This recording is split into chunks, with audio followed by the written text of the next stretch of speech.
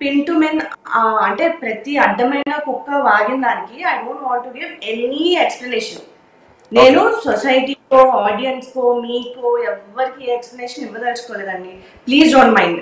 నేను నా హస్బెండ్ కి నా ఫ్యామిలీకి ఇవ్వాలి ఎక్స్ప్లెనేషన్ ఫస్ట్ థింగ్. అయితే ఇక్కడ అది కాదు, నిజమే మీ ఫ్యామిలీకి ఇవ్వాలి, కానీ ఆయన అతను ఆరోపణలు మీడియాకి ఎక్కి చేశారు వాట్ ఎవర్. నాకు మీడియా అటెన్షన్ వద్దు, నేను ఎవరికి ఎక్స్ప్లెనేషన్ ఇవ్వాలనుకోవట్లేదు. He assaulted me sexually, it was painful, he's harassing me, I want safety. So నేను ఎప్పుడు అంటే సెక్సువల్ అతను మీ పైన అసాల్ట్ కి ఎప్పుడు పాల్పడ్డాడు? ముందు అయిందంతా నేను అది కూడా నేను ఎప్పుడు ఓకే ఇది నా కర్మ, నేను ఇలా ట్రాప్ అయిపోయాను అని చెప్పి ఊరుకున్నాను. July 12th worst nightmare for me. July 12th అన్నది నా చాలా ఓకే. అప్పటి వరకు ఐ వాజ్ బేరింగ్. ఇప్పుడు ఏమైనా మంచి మెసేజెస్ పంపించినా నా వీడియోస్ అతని దగ్గర ఉంచుకొని బ్లాక్మెయిల్ చేస్తే అతనితో గొడవ పడతానా నేను? డూ యూ థింక్ నేను అతనితో గొడవ పడగలని? నాకున్న ఒక భయమే, మీడియాలో ఏమైనా లీక్ చేసి బెదిరిస్తారు, నాకు ఆల్రెడీ చెడ్డ పేరు ఉంది, నాకు ఎందుకు బెదిరించి అతనితో నేను ఏమైనా ఫైట్ చేయగలనా? సామరస్యంగా సైలెంట్ గా ఉండి అతని దగ్గర ట్రాప్ అయిపోవడం తప్ప నేను ఇంకేమైనా చేయగలనా? అతను అదే అంటున్నాడు, మీరు తనని బెదిరించడం లేదు, కానీ రెండో పెళ్లి చేసుకుంటానని మీరు తనలోకి వచ్చి తన లైఫ్లోకి వచ్చి తనతో మీరు ఫిజికల్గా కూడా కలిసిన తర్వాత మీరు తనని స్కిప్ చేస్తున్నారు, అవాయిడ్ చేస్తున్నారు.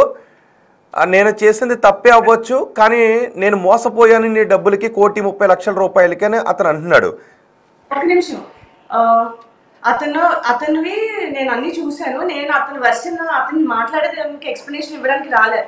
ఫస్ట్ థింగ్ కాదు, అసలు జూలై 12th ఏం జరిగింది? జూలై 12th ఏం కేసు నేను పెట్టాను, దాన్ని సైడ్ ట్రాక్ చేయడానికి మీడియాలో వచ్చి నా విషయంలో పిచ్చిగా మాట్లాడుతున్నారు. సెకండ్ థింగ్, నేను మీడియాకి వచ్చి ఎందుకు మాట్లాడానంటే నా ఫ్యామిలీ బతకాలి కదా. నేను ఇప్పుడు ఎవరికి ఎక్స్ప్లెనేషన్ ఇవ్వక్కర్లేదు, నా ఫ్యామిలీని అందరూ క్వశ్చన్ చేస్తారు. సో నేను వాళ్ళ కోసం మీడియాలోకి వచ్చి మాట్లాడుతున్నాను. బికాస్ మా హస్బెండ్ ఆఫీస్కి వెళ్ళాలి, మా చెల్లి తమ్ముడు కాలేజ్కి వెళ్ళాలి, చదువుకోవాలి, జాబ్స్ చేయాలి, మా మమ్మీ స్కూల్కి వెళ్ళాలి. ఈ పిచ్చికొక్క వచ్చి నోటికి వచ్చినట్టు వాగేస్తే they are all answerable.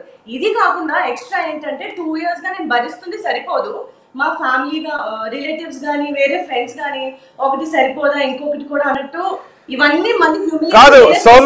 Soumya గారు ఒక్క విషయం చెప్పండి, అతనికి మీకు ఫిజికల్ రిలేషన్ ఉందా? ఐఎమ్ సారీ, నేను ఈ క్వశ్చన్ అడుగుతున్నందుకు ఐఎమ్ సారీ.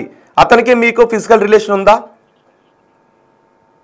నా బాత్రూమ్ వీడియోస్ తీసి మీడియాలో లీక్ చేస్తాను, నువ్వు ఆ వీడియోలో అమ్ముకుంటున్నావు డబ్బులు లేక పాన్ సైట్స్ లోని ఇవన్నీ రిలీజ్ చేస్తాను. సో అతను చెప్పిన స్టోరీ సెన్సిబుల్ గా ఉంటారు కదా, ఇప్పుడు చెప్పింది కూడా అందరూ నమ్మారు కదా ఫస్ట్ హాఫ్ లో.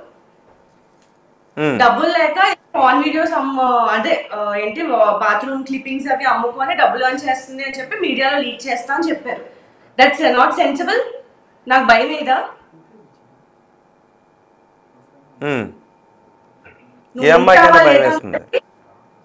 అండ్ మోర్ ఓవర్ నా కేసు తీసేసుకున్నారు, నా లైఫ్ మొత్తం అతని గ్రిప్ లో పెట్టేసుకున్నారు. What can I do?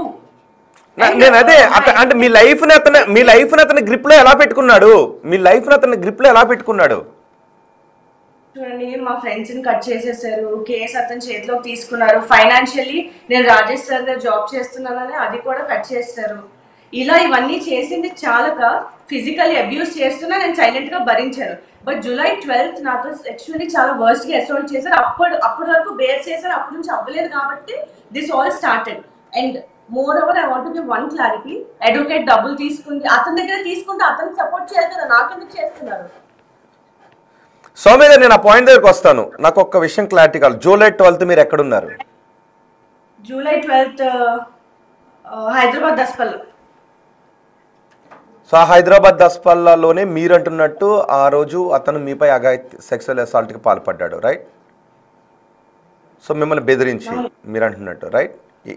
ఏం జరిగింది అక్కడ? అది అప్పుడు బెదిరించి కాదు, that was like some fourth time or something, fourth meet. So మీరు ఫిజికల్ గా కలవడం అదే మొదటి రోజు, రైట్? రైట్? కాదండి, that was the last meet. దానికన్నా ముందే నాకు వీడియో చూపించి బెదిరించడం ఇవన్నీ అయిపోయాయి. అప్పటికే ఒక 2-3 times ఈ సెక్షువల్లీ అబ్యూజ్ మీద అయిపోయింది. బట్ జూలై 12th వాజ్ నాకు ఫిజికలీ డ్యామేజ్ అయ్యి మెంటలీ డ్యామేజ్, నేను ఆ రోజు ఎక్కువ ఫీల్ అయ్యాను, సఫర్ అయ్యాను ఫస్ట్. సో అతని టికెట్ అది ఎర్లీ మార్నింగ్ బుక్ చేసి పంపించేశారు నన్ను, నాకు హెల్త్ బాగాలేదని చెప్పి. అంటే ఆ రోజు మీరు ఎందుకు మెంటల్ గా ఫీల్ అయ్యారు? ఫస్ట్ ఆఫ్ ఆల్ నాకు ట్రామటైజ్ ఎపిసోడ్ గుర్తు చేసుకోవాలని. ఆ రోజు మిమ్మల్ని అంత హింసకి ఏం గురి చేశారు? అంటే బెదిరించారా, లేదు అంటే మిమ్మల్ని అంత దట్ డే? అండ్ మోస్ట్లీ నేను ఒకటే క్లారిఫికేషన్ ఇవ్వడానికి వచ్చాను. ఇప్పుడు లక్ష్మీకాంత్ రెడ్డి దగ్గర బోల్ డబ్బులు ఉన్నాయి కదా, హీఈస్ రిచ్ పర్సన్. పోనీ నేను ఏ రకంగా అతను ట్రాప్ చేశానో నాకు నిజంగా అర్థం అవ్వలేదు.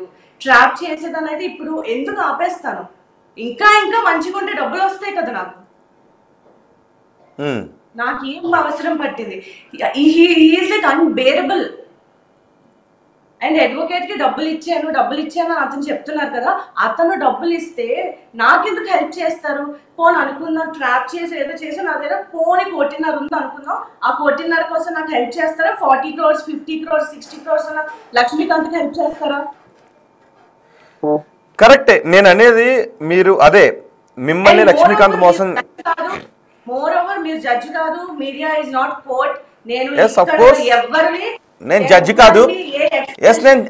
నేను జడ్జి. మీరు చెప్పాలి అనుకుంటేనే చెప్పండి. Please listen to me Rohit గారు. మీ ఇది అంటే ఆడియన్స్ జడ్జిలు కాదు. మీ ఒపీనియన్స్ నా లైఫ్ ని ఏమీ మార్చవు, నాకేం ఉపయోగపడవు. నేను కేసు పెట్టుకున్నాను, నాకు పబ్లిక్ అటెన్షన్ వద్దు.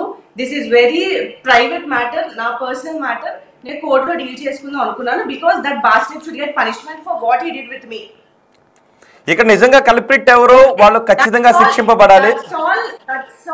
అది కాదు, ఒక్క నిమిషం. ఓకే సౌమ్య గారు, ఓకే ఏం మాట్లాడుతున్నాడో నేను ఎక్స్ప్లెనేషన్ నాకు ఇవ్వను. మీరు అతన్ని నాన్నాలు అని ఎందుకు పిలిచారు? నాకు ఒక 50,000 రూపాయలు వెయ్యమని ఎందుకు అడిగారు? నేను ఒక చార్ట్ మీకు చూపిస్తాను, అది నిజమో కాదో చెప్పండి.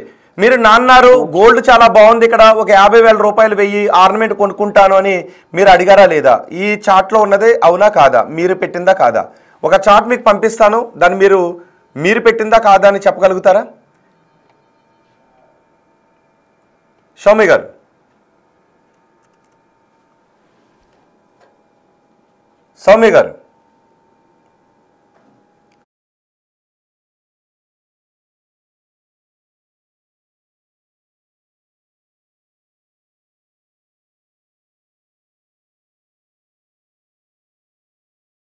ఓకే ఈలోపు నేను చాట్ బాక్స్లో ఉన్నది కొన్ని చదివి వినిపిస్తాను. లక్ష్మీకాంత్ రెడ్డి మాట్లాడాలని ఆయన అనుకుంటూ ఉన్నారు.